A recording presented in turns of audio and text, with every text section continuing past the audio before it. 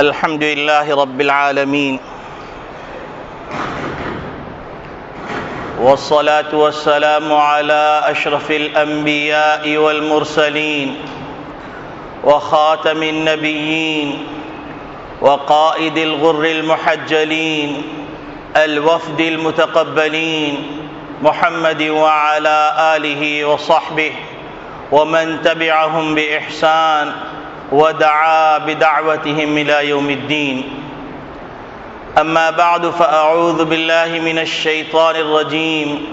بسم الله الرحمن الرحيم.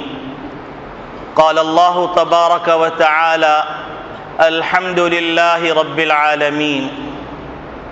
وقال النبي صلى الله عليه وسلم في دعائه: اللهم لك الحمد حمدا دائما مع دوامك، ولك الحمد حمدا خالدا مع خلودك، ولك الحمد حمدا لا منتهى له دون مشيتك، ولك الحمد حمدا لا يريد قائله إلا رضاك، ولك الحمد حمدا عند كل طرفة عين وتنفس كل نفس، أو كما قال عليه الصلاة والسلام.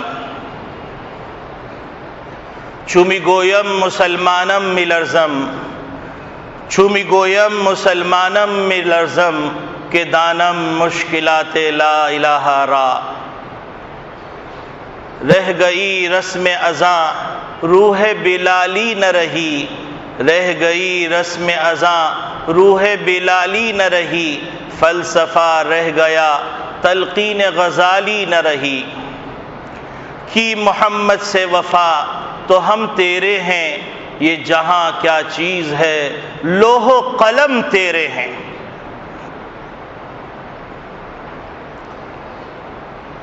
محمد عربی کے آبروئے ہر دو سراز، کسے کے خاک درشنیس خاک بر سر او. وائے ناکامی متائے کارواں جاتا رہا، وائے ناکامی متائے کارواں جاتا رہا، کارواں کے دل سے احساس ضیاء جاتا رہا. میرے محترم بزرگوں، عزیز دوستو، دینی اسلامی بھائیوں، اللہ رب العالمین نے اس پوری کائنات کو بنایا ہے، اور اللہ رب العالمین کو معلوم ہے کہ مجھے اس کائنات کو کیسے چلانا ہے. بنانے سے پہلے بھی معلوم تھا، بنانے کے بعد بھی معلوم ہے، اور اس کے فنا ہو جانے کے بعد بھی معلوم رہے گا کہ اس کائنات کو چلانا کیسے تھا، کیسے ہے اور کیسے چلایا تھا. ما تسقط من ورقۃ، کوئی پتا اللہ کی مرضی کے بغیر نہیں گرتا.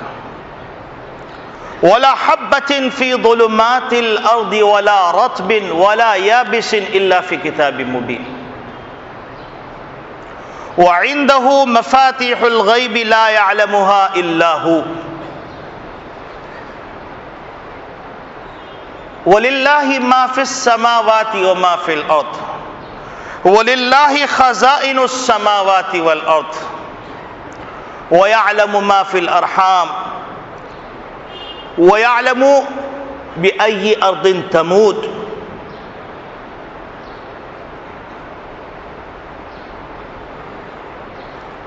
یہ اللہ رب العالمین ہے، اور اللہ کی منشا کے بغیر کچھ نہیں ہوتا. وہ ذات ایسی عجیب غریب ذات ہے کہ دن سے رات کو نکالتی ہے اور رات سے دن کو نکالتی ہے. دونوں متضاد چیزیں ہیں. رات تاریکی ہے اور دن روشنی. روشنی کو فنا کر کے اس کے پیٹ سے، اس کے صلب سے رات کو نکالتی ہے، اور رات کو فنا کر کے دن کو نکالتی ہے. یخرج الحی من المیت ومخرج المیت من الحی. زندہ سے مردوں کو نکالتی ہے، مردے سے زندہ کو نکالتی ہے. انڈے سے مرغی بن رہی ہے اور مرغی سے انڈا بن رہا ہے. نوح علیہ السلام کی اولاد میں نافرمان پیدا ہو رہا ہے، اور نافرمان کی اولاد میں ابراہیم پیدا ہو رہے علیہ الصلاۃ والسلام.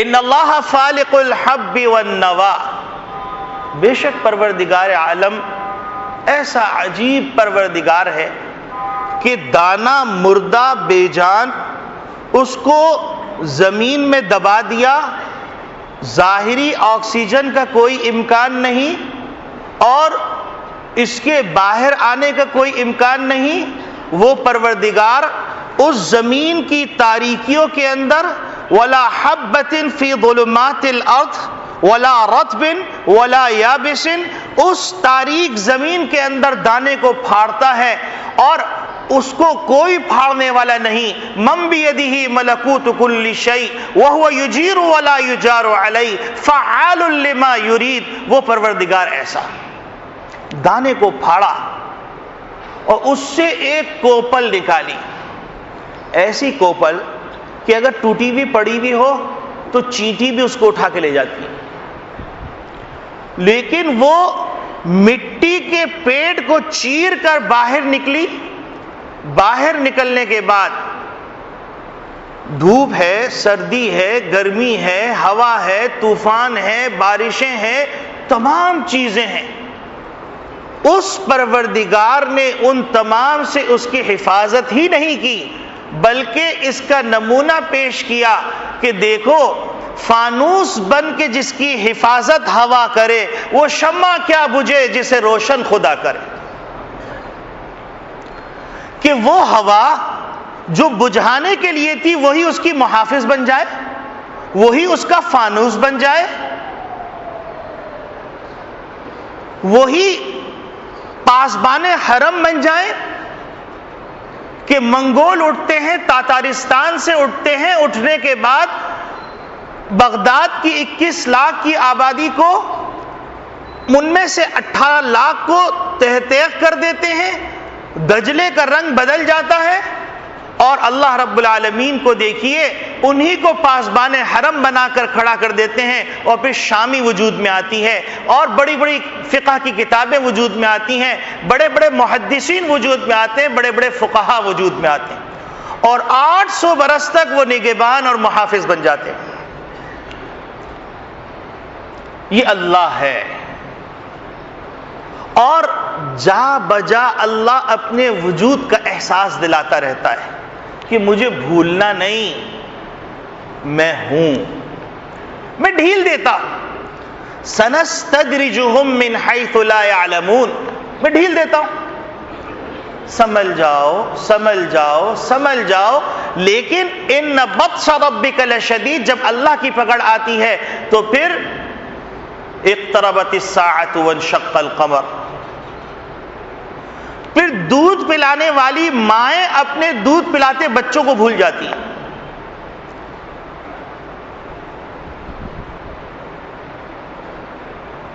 اللہ ہے. یہی وجہ ہے اللہ پاک بار بار کہتے ہیں امن خلق السماوات والارض، بار بار پوچھتے ہیں، بار بار کہتے ہیں دیکھو میرے وجود کو پہچاننا ہے تو دیکھو فَلْيَنظُرِ الْإِنسَانُ إِلَىٰ طَعَامِهِ أَنَّا صَبَبْنَا الْمَاءَ صَبًّا ثُمَّ شَقَقْنَا الْأَرْضَ شَقًّا فَأَنبَتْنَا فِيهَا حَبًّا وَعِنَبًا وَقَضْبًا وَزَيْتُونًا وَنَخْلًا وَحَدَائِقَ غُلْبًا وَفَاكِهَةً وَأَبًّا مَتَاعًا لَكُمْ وَلِأَنْعَامِكُمْ. یہ اللہ. امام حنیفہ رحمۃ اللہ علیہ سے ایک منکر خدا سوال کرنے لگا اور مناظرہ مقرر کر دیا کہ اللہ کے وجود کی دلیل دو، تو امام ابو حنیفہ رحمۃ اللہ دیر سے تشریف لے گئے تو وہ کہیں گے اتنی دیر کیوں کی؟ کہنے لگے میں کیا کرتا، کھڑا ہوا تھا ساحل سمندر پر، کوئی کشتی نہیں تھی کہ میں تمہارے پاس آتا، تو میں انتظار میں کھڑا ہوا تھا. اتنے میں کیا دیکھتا ہوں کہ ایک درخت جنگل سے کٹا چلتا ہوا آیا، سمندر میں گر گیا، اس کے پٹھرے بن گئے، پٹھرے بننے کے بعد وہ خود بخود جڑ گئے اور جڑنے کے بعد جو وہ کشتی بن گئی، اس میں چپو آ گئے، میں بیٹھ گیا اور تمہاری خدمت میں حاضر ہو گیا. اس نے کہا ایسا ہو ہی نہیں سکتا. تو انہوں نے کہا جب ایک درخت کے اندر بغیر کسی کے عمل دخل کے نہیں ہوتا، ارے پگلے اتنی بڑی کائنات قدرت کے بغیر چل سکتی ہے؟ اللہ ہے. یہ کائنات کے مناظر پہ غور کرتے چلے جائیے. ایک نے اعتراض کیا کہ اللہ نظر نہیں آ رہا، انہوں نے اٹھایا پتھر مارا، لگا ٹھاک کر کے لگا، اب درد ہو رہا ہے، ارے تکلیف ہو رہی ہے، کہیں میاں درد کہاں ہے؟ کہیں نظر نہیں آ رہا، تو کہیں گے درد ہے نا، تو تکلیف بتا رہی ہے کہ کسی چیز کا وجود ہے، تو کائنات کا نظام بتا رہا ہے کسی چیز کا وجود ہے۔ پاگل ہے انسان، پاگل ہے بالکل، سمجھتا ہے میں، جیسے فرعون کو اللہ تعالیٰ چھوٹی سی جگہ دی، اتنی بڑی جگہ نہیں ہے، جا کے دیکھیے، وہ اس نے وہاں پر دعویٰ کر دیا انا ربکم الاعلی، میں تمہارا پروردگار۔ اور پروردگار کا عالم دیکھیے کہ سلیمان علیہ، اسرائیلی روایت کے بارے میں آتا ہے لا نصدقہ ولا نکذبہ، نہ ہم تصدیق کریں گے نہ تکذیب کریں گے۔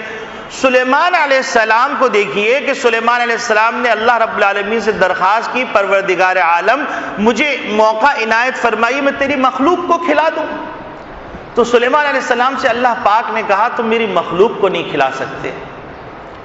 انہوں نے اصرار کیا کہ ایک موقع عنایت فرما دیجیے۔ اب آپ تصور کریں گے کہ سلیمان علیہ السلام کی بادشاہت شاید جو ہے ایسی جیسے کراچی پہ کسی کی بادشاہت ہو، یا جو ہے آپ یوں سمجھے سری لنکا پہ کسی کی بادشاہت ہو۔ اس بادشاہت کی کیا حیثیت، دو گوڑی کی حیثیت نہیں۔ سلیمان علیہ السلام کی بادشاہت تو ایسی بادشاہت تھی کہ جنات ان کے تابع تھے اور ان کے لیے کام کیا کرتے تھے۔ یہ جو بیت المقدس ہے یہ سلیمان علیہ السلام کے حکم سے بنوایا، بیوقوف اس کو توڑنا چاہتے ہیں، اللہ کے حکم سے بنا ہے۔ اب سلیمان علیہ السلام نے ساری مخلوقات کو حکم فرما دیا، ساری مخلوقات نے غلہ جمع کرنا شروع کیا، 1 مہینے تک راشن جمع ہوتا رہا۔ 1 مہینے راشن جمع ہونے کے بعد سلیمان علیہ السلام سے اللہ نے دریافت کیا سلیمان کس سے شروع کرو گے؟ تو نے کہا اللہ تیری سمندری مخلوق سے شروع کرتا ہوں۔ تو سلیمان علیہ السلام نے دسترخوان لگا دیا سمندر کے کنارے۔ اب اللہ تعالیٰ کے حکم سے ایک مچھلی آئی، بڑی بہت دیو ہیکل مچھلی۔ آنے کے بعد اس مچھلی نے دسترخوان کے ایک سرے سے کھانا شروع کیا، کھڑپ کھڑپ کھڑپ کھڑپ کھڑپ، دوسرے سرے تک پہنچ گئی، ختم ہو گیا، پھر آ کے کھڑی ہوگی منہ کھول کے۔ تو انہوں نے کہا کیا بھائی کیا بات ہے؟ تو کہنے لگی کہ بھائی تم کیسے میزبان ہو، مجھے تم نے 1 لقمہ کھلایا، میرا پروردگار صبح شام روزانہ 3 لقمے اس طرح کھلاتا ہے، تم 1 لقمے بھی میزبانی ختم ہو گئی تمہاری۔ تو اللہ ہے۔ پھر اسی طریقے سے اللہ رب العالمین کے آپ پہاڑوں کو دیکھیے، اللہ رب العالمین کی فضاؤں کو دیکھیے، اس میں چلنے والی برقی لہروں کو دیکھیے، ان برقی لہروں کے اوپر اب پہلے تو یہ سمجھنا مشکل تھا، اب تو اتنا آسان ہو گیا کہ ان برقی لہروں پر نہ صرف آواز چل رہی ہے بلکہ پوری پوری انسان کی نقل و حرکت موو ہو رہی۔ آپ بیٹھ جائیے نیٹ کے اوپر، دنیا کے کسی کونے میں کوئی بیٹھا ہوا ہے اور آپ نیٹ کے اوپر اس کے سامنے آ جائیے اور وہ آپ کے سامنے آ جائے، دونوں ایک دوسرے کو دیکھ رہے ہیں، جس وقت جو بول بولا جا رہا ہے کئی 100 میل کے فاصلے کے اوپر وہ بول یہاں پر اسی وقت سنا نہ صرف جا رہا ہے بلکہ منہ کی حرکت بھی دیکھی جا رہی ہے، آنکھوں کی موومنٹ بھی دیکھی جا رہی ہے، ہاتھ کی حرکت بھی دیکھی جا رہی ہے، تمام چیزیں دیکھی جا رہی ہیں۔ تو وہ خالق کائنات عرش سے دیکھ کر زمین کو دیکھ کے کیا وہ غافل ہوگا؟ وما ربک بغافل عما تعملون، اللہ غافل نہیں جو تم کچھ کر رہے ہو،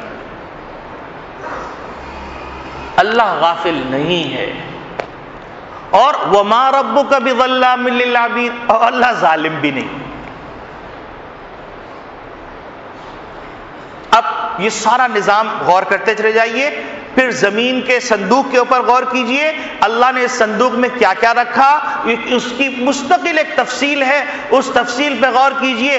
آپ دیکھیے آدم علیہ السلام کے زمانے سے لے کے آج تک اور قیامت تک اس زمین سے انسانوں کے کپڑے نکلیں گے، اس زمین سے انسان کے غلے نکلیں گے، اس زمین سے انسان کی ضروریات کے آج کل تو ایسی چیزیں آ گئی کہ پیٹرول جس کا کسی نے نام نہیں سنا تھا، وہ پیٹرول جس نے دنیا کی ترقیات کے اندر اور مصانع کے اندر اور فیکٹریوں میں ایک نئی شکل پیدا کر دی، ایسی جدت پیدا کر دی، اور وہ سفر جو مہینوں کے تھے، بعض 6 مہینے اور بعض سال کے سفر تھے، وہ گھنٹوں کے اندر کر دیے گئے کہ آپ پاکستان سے چلتے ہیں اور آپ امریکہ پہنچتے ہیں۔ اگر اس زمانے میں تصور کیا تھا تو پتہ نہیں کتنے عرصے میں پہنچتے، 12 گھنٹے، اور ایسی فلائٹیں بھی آ گئی جو 6 گھنٹے میں بھی پہنچا رہی ہیں۔ اللہ رب العالمین کا عجیب غریب نظام۔ اسی زمین سے، زمین کے پیٹ سے یہ چیز نکلی جس کا نام پیٹرول ہے، اور اس پیٹرول نے ایسا انقلاب برپا کیا کہ وہیں پر گیس پیدا ہو گئی، وہیں پر اللہ رب العالمین نے پیٹرول کے ذریعے سے مٹی کا تیل، پیٹرول کے ذریعے سے ڈامر، پیٹرول کے ذریعے سے پولی پاپلین، پیٹرول کے ذریعے سے ایکریلک وہ پیدا فرما دیا، اور پیٹرول کے ذریعے سے پلاسٹک کے دانے پیدا کر دیے۔ پلاسٹک نے ایسا انقلاب برپا کر دیا کہ اگر آپ دیکھیں گے تو آپ ہکا بکا رہ جائیں گے۔ پیٹرول کے ذریعے سے جو پلاسٹک پیدا ہوا تو گاڑیوں کے ڈیش بورڈ بن رہے ہیں، اب تو حتیٰ کہ خیمے اور گھر بن رہے ہیں۔ یہ ایک اللہ کی قدرت کی نشانی ہے۔ تو جس پروردگار نے یہ قدرت اپنی مخلوق کے اندر رکھی، وہ پروردگار کتنی قدرت والا ہوگا، سوچیں۔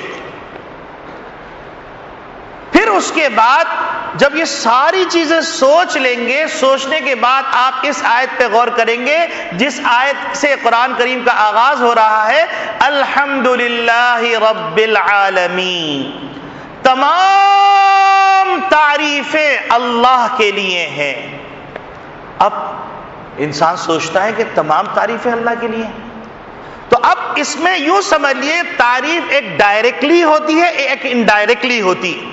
مثال کے طور پر کوئی آدمی کہتا ہے میاں آپ نے بہت اچھی واسکٹ پہنی ہوئی ہے، تو یہ آپ کی تعریف نہیں ہے، بنانے والے کی تعریف ہے۔ میاں آپ نے بہت اچھی پگڑی باندھی ہوئی ہے، یہ آپ کی تعریف نہیں ہے، آپ کے ہاتھ نے جو پگڑی بنائی اس کی تعریف ہے۔ تو اسی طریقے سے جتنی مخلوقات ہیں، ان مخلوقات میں سے کسی بھی مخلوق کی تعریف کی جائے تو کہا جائے گا یہ اللہ کی تعریف ہے۔ اور کیوں نہ ہو اللہ کی تعریف، لا احصی ثناء علیک الا کما اثنیت علی نفسک، کہ ہم تو آپ کی تعریف کر ہی نہیں سکتے، وَإِن تَعُدُّوا نِعْمَةَ اللَّهِ لَا تُحْصُوهَا۔ اگر یہ سمندر اور دریا سیاہی بن جائیں اور درخت یہ سارے اقلام بن جائیں، اور اقلام بننے کے بعد اللہ کی تعریف لکھنے بیٹھے تو سب خشک ہو جائے گا، لیکن اللہ کی تعریف پوری نہیں ہوگی۔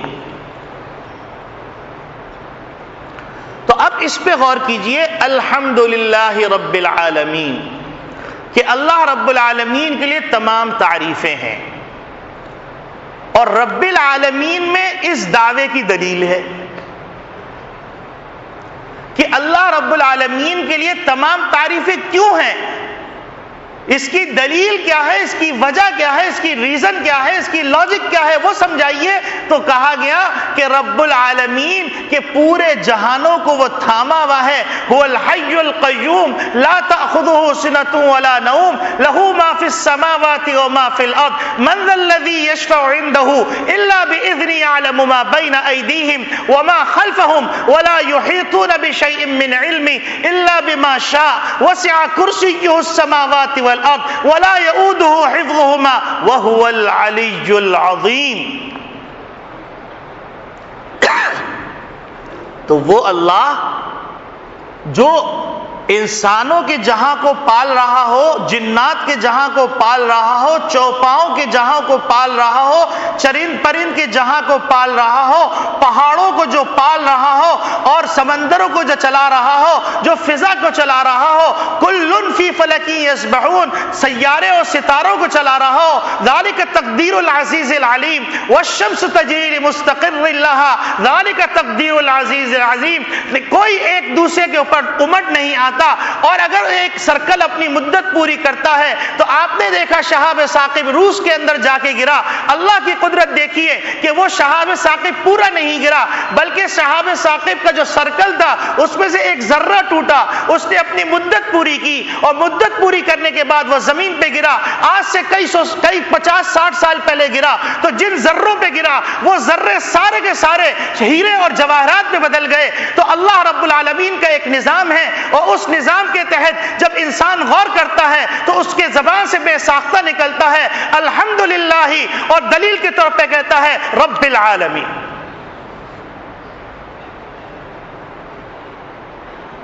اب اس رب العالمین کے اندر ایک اشکال مقدر کا جواب بھی ہے۔ آپ کہیں گے مولوی صاحب آپ نے یہ بات کیا شروع کر دی؟ آخر میں بتاؤں گا یہ بات کیا شروع کی ہوں۔ رب العالمین کے اندر ایک بڑا بلیغ نقطہ ہے، وہ نقطہ کیا ہے؟ رب العالمین کے اندر نقطہ یہ ہے کہ جب اللہ رب العالمین نے چیزوں کو پیدا فرمایا ہے اور ان چیزوں کا وہ پالنہار ہے، جو پالنہار ہوتا ہے اس کو پتہ ہوتا ہے کہ کون سی چیز کس مقصد کے لیے پیدا کی گئی، اگرچہ بعض انسان یہ سمجھ رہا ہوتا ہے کہ یہ جو چیز میں نے پیدا کی ہے وہ جانتا ہے، لیکن انسان یہ سمجھ رہا ہو رہتا ہے یہ نقصان دہ۔ اب میں آپ کو اس کی چند مثالیں دیتا ہوں۔ مثال کے طور پر کوئی آدمی مر گیا، کسی نے کسی کو گولی مار دی، کسی نے کسی کو قتل کر دیا، کسی قوم نے کسی قوم پہ چڑھائی کر دی، کسی نے کیا کر دیا، کسی نے کیا کر دیا، تو اب یہ تو ایسے اعمال ہیں جو تعریف والے نہیں ہیں۔ تو پھر جب تعریف والے نہیں ہیں تو ان اعمال کی بنیاد کے اوپر انسان یہ سوچتا ہے کہ الف لام یہاں پر استغراقی ہے، تو دنیا کے اندر جو کچھ بھی ہو رہا ہے وہ تعریف کے لائق ہے، اور جو تعریف کی جائے گی وہ اللہ کی ہوگی۔ تو اس کا جواب دے دیا گیا، اس میں اشارہ بلیغہ دے دیا گیا، رب العالمین، اس پالنہار سے پوچھو میں نے اس کو پیدا کیوں کیا۔ مثلا سوئی ہے، سوئی چبونے کے کام دیتی ہے، چاقو ہے کاٹنے کے کام دیتا ہے، قتل کرنے کے کام دیتا ہے، بارود دھماکے کا کام دیتا ہے، یہ ساری چیزیں۔ لیکن اب اس کے بنانے والا جانتا ہے کہ یہ وَأَعِدُّوا لَهُم مَّا اسْتَطَعْتُم مِّن قُوَّةٍ کی تفسیر ہے، تُرْهِبُونَ بِهِ عَدُوَّ اللَّهِ وَعَدُوًّا لَّكُمْ کی تکمیل ہے۔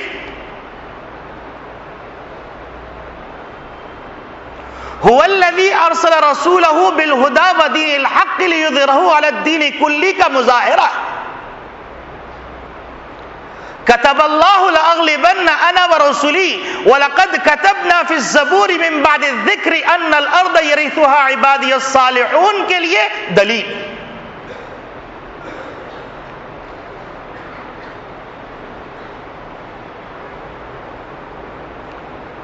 اب سوال یہ پیدا ہوتا ہے کہ صحابہ کرام رضوان اللہ اجمعین تو یہ پوچھا کرتے تھے کہ اللہ کے رسول کیا کریں، ہم پوچھتے ہیں یہ کیوں کریں۔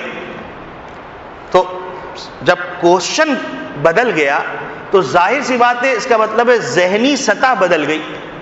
تو اب اللہ کا حکم بھائی خالق کائنات ہے، دن کو دن کے ہے تو دن، رات کو رات کے، ہم کون ہوتے پوچھنے والے؟ 4 رکعت فرض کر دے یا 2 رکعت فرض کر دے، ہم کون ہوتے پوچھنے والے؟ تو اسی طریقے سے اللہ رب العالمین جانتے ہیں کہ میں نے اپنی کس مخلوق کو کس لیے پیدا کیا۔ صحابہ نہیں پوچھا کرتے تھے کیوں پیدا کیا، وہ کہتے تھے اے اللہ اس کا حق کیا ہے جس کی ادائیگی کی صورت کروں میں، تیرے بندوں کے حقوق کیا ہے، ماں کا حق کیا ہے، باپ کا حق کیا ہے، بیٹے کا حق کیا ہے، بیوی کا حق کیا ہے، یہ معلوم کیا کرتے تھے۔ اور یہ بتا دیجئے اے پروردگار، اللہ پاک نے ہم کو دنیا میں بھیجا ہے جنت کی تیاری کی، تو جنت میں جانے کے راستے بتا دیجئے۔ اور ہم کیا کہتے ہیں؟ اچھا صحابہ کے علم کے مقام کو دیکھیے، صحابہ کے علم کا مقام، ایک صحابی تشریف لاتے ہیں نبی کریم صلی اللہ علیہ وسلم کی خدمت میں، تشریف لانے کے بعد کہتے ہیں کہ اے اللہ کے اے محمد صلی اللہ علیہ وسلم، کہہ دیجئے ایک دفعہ صلی اللہ علیہ وسلم، اے محمد آپ جو ہے اللہ کے پیغمبر ہیں؟ تو نبی صلی اللہ علیہ وسلم فرمائے ہاں۔ آپ یہ کہتے ہیں کہ اللہ کے سوا کوئی معبود نہیں؟ تو انہوں نے کہا بالکل. تو انہوں نے کہا آپ کیا حکم دیتے ہیں؟ تو یہ بخاری شریف کی روایت ہے. انہوں نے کہا کہ اللہ میں یہ کہتا ہوں کہ 5 وقت کی نماز پڑھو اور روزہ رکھو. اب اس صحابی کے بارے میں آتا ہے رضی اللہ تعالی عنہ کہ انہوں نے اتنی معلومات کی اور اس کے بعد انہوں نے اونٹ لیا, اس پہ سوار ہوئے اور کہا, یہ پہلے کلمہ شہادت پڑھ لیا اور کہا واللہ لا ازید ولا انقص, اے اللہ کے رسول میں اللہ کو گواہ بنا کے کہتا ہوں کہ میں جو آپ نے مجھے 3 باتیں فرمائی ہیں کلمہ توحید سے متعلق اور نماز روزے سے متعلق, نہ میں اس میں کمی کروں گا نہ زیادتی کروں گا. وہ جب جانے لگا اور دھول اڑنے لگی تو نبی کریم صلی اللہ علیہ وسلم نے فرمایا کسی جنتی کو دیکھنا تو اس کو دیکھو. اب ان کا علم اتنا, ان کا علم اتنا. ہمارے علموں کا حال یہ ہے کہ بڑے بڑے کتب خانے تیار ہو گئے لیکن عمل صفر. تو عمل مطلوب ہے, علم مطلوب نہیں. سیکولر نظام تعلیم اور دینی نظام تعلیم کا بنیادی فرق یہ ہے کہ علم برائے علم ہے اور وہاں پر علم برائے عمل ہے.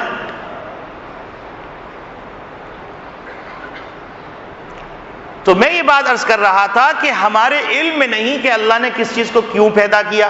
جیسا کہ ایک بچہ اس کے پھوڑا نکل آئے اور ڈاکٹر اس پھوڑے کو کاٹنے لگے تو بچہ رونے لگے, چیخنے لگے, تو لوگ کہیں کہ ڈاکٹر کتنا ظالم ہے, اتنے معصوم بچے پہ پیار نہیں آ رہا, اس کے پھوڑے کو کاٹ رہا ہے.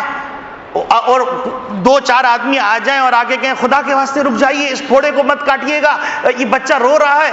تو کہیں گے میاں بچے کی سمجھ وہاں تک نہیں پہنچتی کہ اگر اس پھوڑے کو چھوڑ دیا تو اس کے نتیجے کے اندر یہ پورے بچے کو ضائع کر دے گا, اس وقت تم کو رونا پڑے گا, اور آج اگر پھوڑا کاٹ دیا تو تم کو ہنسنا پڑے گا, بچے کو کچھ دیکھ لیے رونا پڑے گا. یہ اللہ رب العالمین کا ایک عجیب غریب نظام ہے. اب اس عجیب غریب نظام کے اندر ایک مثال میں عرض کرتا ہوں امام راضی رحمۃ اللہ علیہ کی. امام راضی رحمۃ اللہ علیہ نے تفسیر کبیر کے اندر اس واقعے کو نقل فرمایا ہے. امام راضی رحمۃ اللہ علیہ فرماتے ہیں کہ اللہ رب العالمین کی جتنی بھی مخلوقات ہیں وہ ساری کی ساری اللہ کی حکمت اور منشا کے مطابق کام کرتی رہتی ہیں, اور اس کام کے اندر خیر ہی ہے. جب خیر ہے, خیر کا کوئی نہ کوئی عنصر ہے, تو ظاہر سی بات ہے خیر قابل تعریف ہے. جب خیر قابل تعریف ہے تو الحمدللہ رب العالمین کا دعویٰ صحیح ہے. اب مثال کے طور پر فرمانے لگے کہ دیکھو کہ ایک بزرگ تھے جہلم کے کنارے, یہ جو آپ کے فرات اور دجلہ ہے, دجلہ کے کنارے ٹہل رہے تھے اور اللہ رب العالمین کی قدرت پہ غور فرما رہے تھے. تو قدرت پہ غور کرتے کرتے ان کے دل میں آیا کہ اللہ رب العالمین نے کوئی بھی چیز بے فائدہ نہیں پیدا کی, ہر چیز کا کوئی نہ کوئی کام ہے. تو اسی پہ غور کر رہے تھے, فرماتے ہیں اتنے میں کیا دیکھا, ایک بڑا سا بچھو وہ کہیں سے نکل کے آیا اور چلنے لگا. تو فرمائے لگے کہ ان بزرگ نے کہا کہ میں نے تہیہ کر لیا کہ میں اب اس تحقیق میں لگوں گا کہ بچھو بظاہر زہریلا ہے اور بظاہر نقصان دہ ہے, خالق کائنات نے اس کو بھی پیدا کیا ہے اور اس کے فائدے کی کوئی نہ کوئی بات ضرور ہے, لہذا میں اس کا تدبر کروں گا. آج بدقسمتی سے مسلمان نے تدبر چھوڑ دیا تو اس کے نتیجے میں مسلمان نیچے آ گیا, اور غیر مسلم نے تدبر کیا تو وہ فضاؤں پر اور برقی لہروں پر قادر ہو گیا. موبائل سسٹم ہونا تو یہ چاہیے تھا کہ یہ برقی لہریں مسلمانوں کے کنٹرول میں ہوتی اور ان برقی لہروں پر خدائی پیغام دوڑ رہا ہوتا, لیکن بدقسمتی سے مسلمانوں نے اس پہ ریسرچ نہیں کی, اور اللہ رب العالمین نے سب سے پہلے مسلمان کو کہا تھا ان فی خلق السماوات والارض واختلاف اللیل والنہار لآیات لأولی الالباب الذین یذکرون اللہ قیاما وقعودا وعلی جنوبہم ویتفکرون فی خلق السماوات والارض. یعنی اس کے اندر اس بات کی دعوت ہے کہ ریسرچ کرو, اور ساتھ ساتھ ریسرچ کرنے والوں کو اہل جو قرار دیا وہ ان لوگوں کو قرار دیا الذین یذکرون اللہ قیاما, یعنی نحن المسلمون, مسلمانوں کو کہا کہ یہ ریسرچ تمہیں کرنی ہے, اس کائنات کے اوپر تمہیں ریسرچ کرنی ہے. کیوں؟ انی جاعل فی الارض خلیفہ کا خطاب تمہارے لیے, اور ان لہروں پر ریسرچ کر کر تمہیں کیا کرنا ہے، تم کو اللہ کا پیغام اس طرح پھیلا دینا ہے کہ دنیا بیک زبان پکار اٹھے، ربنا ما خلقت ھذا باطلا سبحانک فقنا عذاب النار، اے پروردگار اس میں سے کوئی بھی چیز آپ نے بے مقصد پیدا نہیں کی، ہر ایک کا مقصد ہے۔ جب ہمیں یہ بات پتہ چل گئی تو اے اللہ آپ ہیں، آپ کی جنت ہے، آپ کے لیے بنائی ہوئی آخرت ہے، حشر ہے، نشر ہے، تو پروردگار وقنا عذاب النار، ہم کو آپ سے بچا لیجیے۔ غور کریں قرآن پر، غور کریں تو پتہ چل جائے گا کہ ہم نے کتنی بڑی ذمہ داری دوسروں کے حوالے کر کے ہم مغلوب ہو گئے، اور اس کا نتیجہ کیا ہوا؟ اس کا نتیجہ ہوا جیسے شاعر نے کہا کہ جو ناخوب تھا وہ خوب ہوا، جو ناخوب تھا رفتہ رفتہ وہ خوب ہوا، بدل جاتا ہے غلامی میں قوموں کا ضمیر بھی۔ تو میرے عزیز دوستو بھائیوں، وہ بزرگ تدبر کرنے لگے، غور کرنے لگے، ریسرچ کرنے لگے، اور امام رازی ان کے تعارف کے لیے مستقل ایک موضوع چاہیے۔ امام رازی کیا تھے، الحاوی طب کا جو ہے مقام کیا تھا، آپریشن کے لیے جو سیشن ایجاد کرنے والے موجد کون ہیں، امام رازی ہیں، وہ محدث بھی ہیں، فقیہ بھی ہیں، متکلم بھی ہیں، مفسر بھی ہیں، سب کچھ ہے، اور اس کے ساتھ ساتھ ایک محقق اور موجد ہیں چیزوں کی، جو انسان کے نفع کے لیے چیزیں اس کی ایجاد کرنے والے بھی۔ تو یہ امام رازی رحمۃ اللہ علیہ فرماتے ہیں وہ بزرگ چہل قدمی کرتے ہوئے تدبر کرنے لگے تو سامنے سے ایک بچھو آیا، انہیں اس پہ ریسرچ شروع کر دی۔ ریسرچ کرتے کرتے کرتے کرتے کرتے وہ پہنچے کہ وہ بچھو سمندر کے کنارے، دجلہ کے کنارے آ کے رک گیا۔ اتنے میں کیا دیکھتے ہیں، ایک بڑا کچھوا آیا، اور کچھوا جب آ کر اس دریا کے کنارے آ کے لگ گیا، وہ بچھو اچھل کے اس کے اوپر بیٹھ گیا۔ انہوں نے تہیہ کیا ہوا تھا کہ میں ضرور دیکھوں گا یہ ماجرا کیا ہے، تو انہیں بھی کشتی لی، اب اس بچھو کے پیچھے پیچھے چلنا شروع ہو گیا، حتیٰ کہ بچھو دوسرے پار پہنچا۔ پہنچنے کے بعد اس بچھو نے چھلانگ ماری اور یہ بھی کشتی سے اتر گئے اور اس کے پیچھے پیچھے چلنے لگے۔ تو کیا دیکھتے ہیں کہ ایک آدمی سو رہا ہے اور ایک بڑا شیشناک اس کو ڈسنے کے لیے تیار کھڑا ہوا ہے، اور قریب ہے کہ ڈس لے، وہ بچھو اچھلا اور اچھلنے کے بعد اس نے سانپ کو زیر کر دیا، سانپ مر گیا۔ اس کے بھڑک کی آواز سے وہ آدمی ہڑبڑا کے اٹھا، اور اٹھنے کے بعد اس نے بچھو کو مارنے لگے تو وہ بزرگ نے ہاتھ پکڑ لیا اور فرمایا اس بچھو کو نہ مارو، یہ تمہارا دشمن نہیں، تمہارا محسن۔ تو بعض دفعہ قومیں سو رہی ہوتی ہیں تو بچھو ان قوموں کو زندہ کر دیتے ہیں، وہ محسن ہوتے ہیں۔ قومیں بکھری بھی ہوتی ہیں، ان کو یکجا کر دیتے ہیں۔ تو پھر کہنا پڑتا ہے الحمدللہ رب العالمین، پھر کہنا پڑتا ہے الحمدللہ رب العالمین۔ اس پہ بہت سارے اشعار ہیں، اشعار چونکہ میرا شعبہ نہیں ہے، لیکن وہ اشعار ایسے ہیں کہ اگر آدمی سنے تو حیران رہ جاتا ہے۔ اے پروردگار عالم، دنیا کے اندر جو ٹاکرے ہو رہے ہیں، ایک دوسرے سے ٹکرا رہے ہیں، اس کی مصلحت کیا ہے؟ تو اللہ جواب دے رہے ہیں وَلَوْلَا دَفْعُ اللَّهِ النَّاسَ بَعْضَهُمْ بِبَعْضٍ لَهُدِّمَتْ صَوَامِعُ وَبِيعٌ وَصَلَوَاتٌ وَمَسَاجِدُ يُذْكَرُ فِيهَا اسْمُ اللَّهِ كَثِيرًا۔ یہ بعض دفعہ اللہ کا نظام ہے کہ عسى ان تکرہوا شیئا وهو خیر لکم وعسى ان تحبوا شیئا وهو شر لکم، یہ اللہ کا قانون۔ جب اللہ کا قانون ہے تو ہمہ شمہ چیز اس کے اوپر غور کریں۔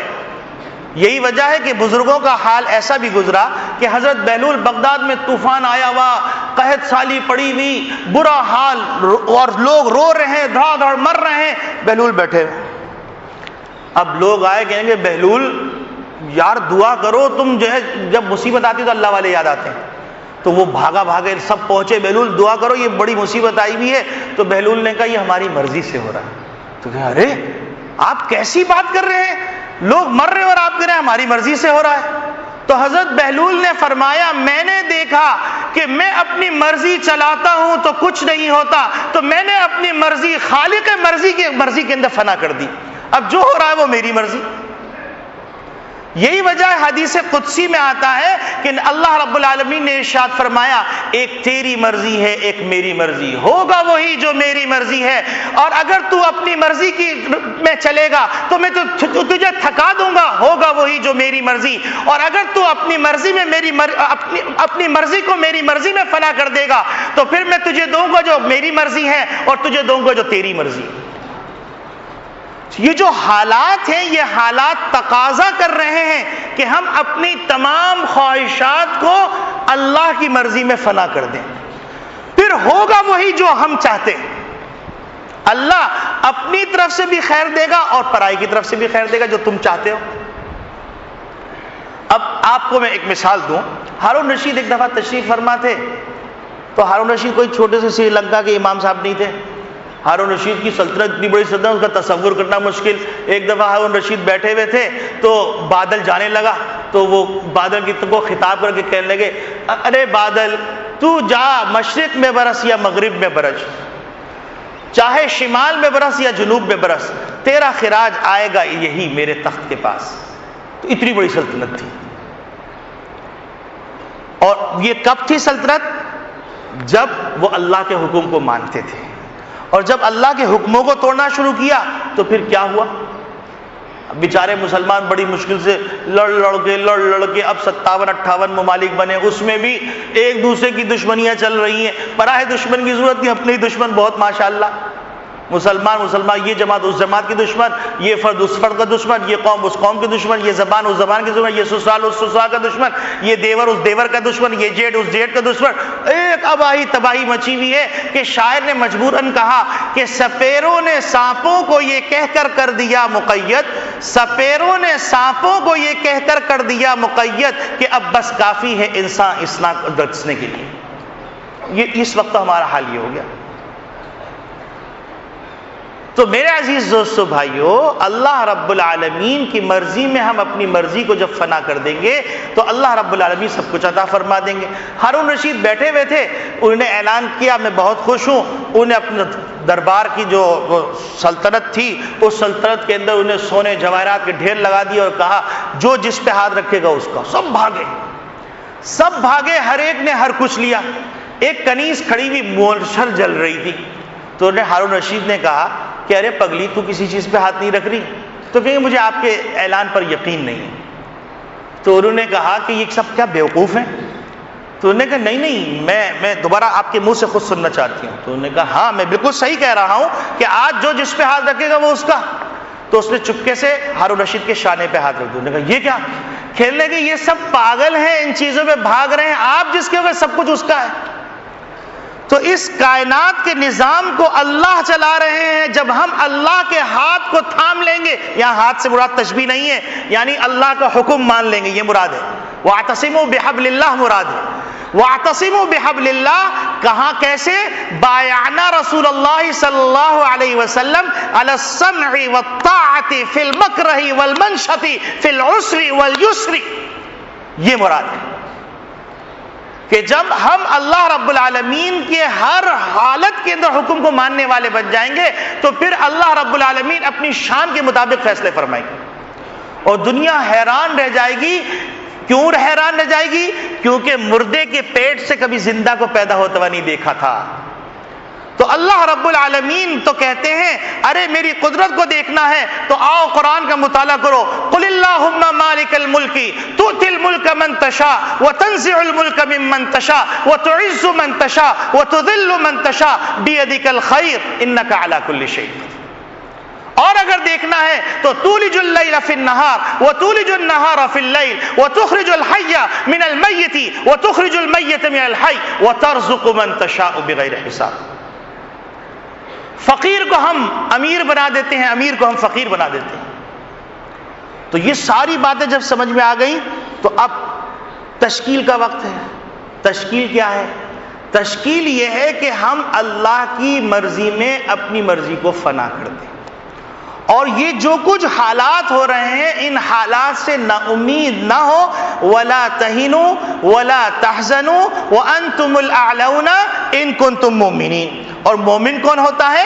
مومن وہ ہوتا ہے کہ نبی کریم صلی اللہ علیہ وسلم جو حضرت عائشہ صدیقہ رضی اللہ تعالیٰ عنہ نے فرمایا کہ آپ تو غفر اللہ لک ما تقدم من ذنبک وما تأخر، اور آپ اتنا مجاہدہ کر رہے ہیں، تو فرمایا افلا اکون عبدا شکورا، کیا میں اللہ کا شکر گزار بندہ نہ بن جاؤں؟ تو معلوم یہ ہوا کہ شکر گزار بندہ وہ ہوگا جو مومن ہوگا، اور الحمدللہ وہ کہے گا جو شکر گزار ہوگا۔